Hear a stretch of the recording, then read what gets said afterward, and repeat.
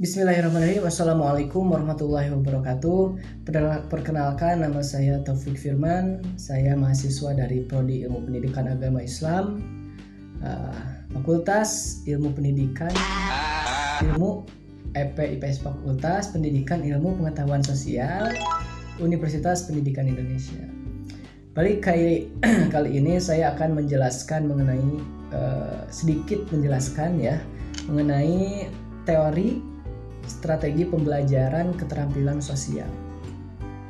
Sebelum jauh ke sana, kita harus mengetahui apa sih keterampilan sosial itu gitu kan ya. Keterampilan sosial adalah kemampuan individu untuk berkomunikasi efektif dengan orang lain baik secara verbal maupun non-verbal sesuai dengan situasi kondisi. Adalah kemampuan seseorang untuk berinteraksi lewat sebuah komunikasi. Lalu keterampilan sosial ini membawa orang untuk lebih berani untuk berbicara gitu kan, mengungkapkan setiap perasaan atau permasalahan yang dihadapi dan sekaligus menemukan penyelesaian. Jadi orang yang memiliki keterampilan sosial, mereka akan berani untuk berbicara mengenai permasalahan dirinya ya, sehingga akan mendapatkan sebuah penyelesaian dari sebuah masalah itu.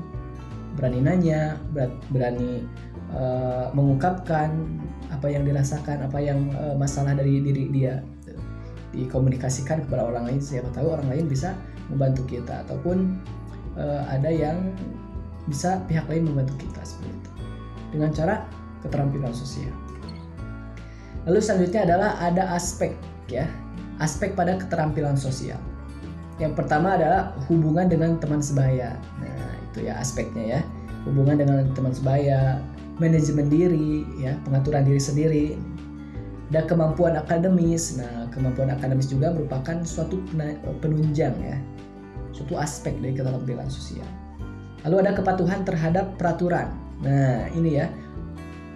Kepatuhan terhadap peraturan itu adalah yang hanya dimiliki oleh orang-orang yang istimewa ya.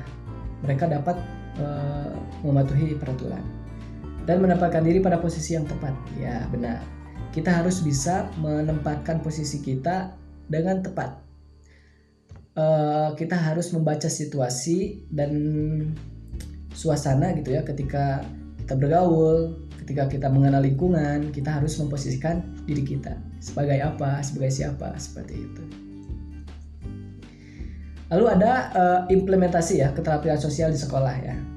Ada penerapan. Yang pertama penerapan dan penegakan peraturan. Perlu ada sebuah penegakan ya dalam sebuah penerapan aturan. Harus ada penegakan. Yang kedua, contoh teladan, modeling dari guru. Nah, keterampilan sosial ini, apapun itu materinya, sebaik-baiknya adalah sebuah teladan, sebuah contoh. Jadi, seorang guru harus mencontohkan terlebih dahulu dirinya bagaimana cara untuk mengajarkan cara untuk berketerampilan sosial gitu ya kepada muridnya, sehingga murid tahu oh seperti ini dan menjadi sebuah kebiasaan gitu ya. Lalu ada penganjuran sikap positif berupa nasihat dan teguran. Nah, lalu diimplementasikan ya lewat sikap positif ya berupa nasihat. Nah, kita bisa menasihati, bisa menegur dengan cara yang baik, dengan keterampilan yang matang seperti itu. Dan yang terakhir, pembelajaran keterampilan sosial di kelas secara langsung. Nah, ini ya, kita sering melakukan pelatihan ya berupa presentasi gitu kan. Itu tidak terasa oleh kita, tetapi itu adalah membantu untuk kita belajar dalam keterampilan sosial gitu. Tidak terasa, padahal itu merupakan sebuah pembelajaran dari keterampilan sosial. Lalu selanjutnya ada teori pembelajaran keterampilan sosial. Yang pertama, pembelajaran kooperatif atau kolaboratif ya, yaitu mendorong siswa untuk mengungkapkan idenya secara verbal dan membandingkan dengan ide temannya ya. Dan membantu siswa belajar menghormati siswa pintar dan siswa yang lemah. Yang lemah di sini berarti bukan yang bodoh gitu ya, tapi kurang informasi ataupun kurang uh, dalam mempelajari sesuatu, juga menerima perbedaan. Nah, di sini kita akan belajar mengenai menghargai teman, menghargai pendapat teman. Nah, kita akan belajar di pembelajaran kooperatif atau kolaboratif ini membuat stimulus ya kepada siswa untuk mengungkapkan idenya gitu ya, menghargai pendapat orang lain seperti itu. Yang kedua ada pembelajaran kontekstual gitu ya. Upaya pendidik ini merupakan sebuah upaya pendidik ya untuk menghubungkan antara materi yang diajarkan dengan situasi dunia nyata peserta didik ya, untuk menghubungkan nih antara jadi guru itu menghubungkan antara materi yang diajarkan dengan situasi nyatanya seperti apa.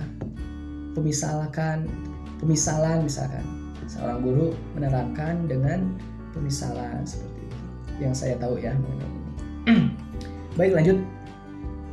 Oh, sudah.